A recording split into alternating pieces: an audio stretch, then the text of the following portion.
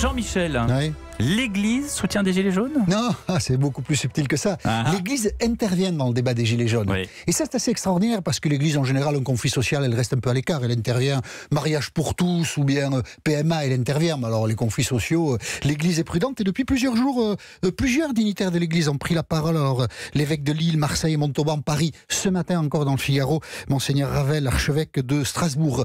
Que dit l'Église? En fait, elle se mouille pas beaucoup, mais elle dit, écoutez, l'Église dit pas il faut augmenter le SMIC, par exemple. Elle dit pas ça. L'Église dit pas je suis pour le référendum d'initiative citoyenne. Non, il faut dialoguer. L'Église a parlé sur les migrants beaucoup. Alors sur les migrants, c'est vrai, vous avez raison. Oui, c'est-à-dire tout ce qui est un peu humanitaire. Oui, voilà, tout ce qui relève de l'être humain directement, là, l'Église intervient. Mais après, augmenter le SMIC, c'est pas le problème de l'Église. Peut-être qu'ils ont une opinion. D'ailleurs, Monseigneur Ravel, ce matin dans le Figaro, est très critique sur l'argent, un peu dans la lignée du discours du pape il y a 2 jours.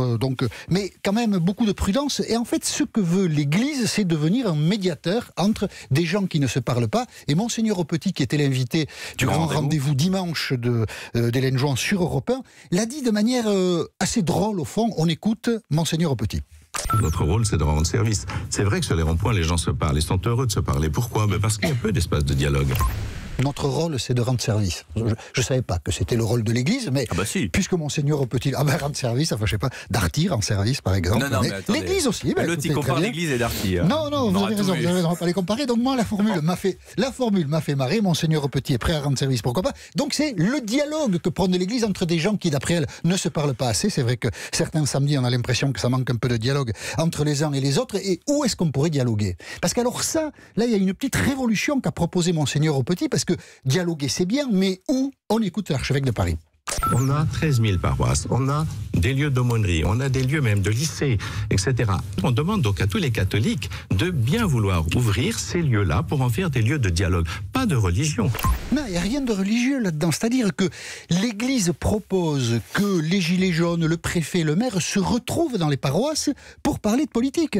Et ça, quand on réfléchit un peu, s'il y a bien une chose dont on est fier en France, c'est de la loi de 1905 qui sépare l'Église et l'État. Et la grande fierté française, c'est de dire que s'il y a bien un lieu où on ne fera pas de politique, c'est l'Église. Et voilà que par un curieux retour de l'histoire, Monseigneur Aupetit dit, mais on a 13 000 paroisses.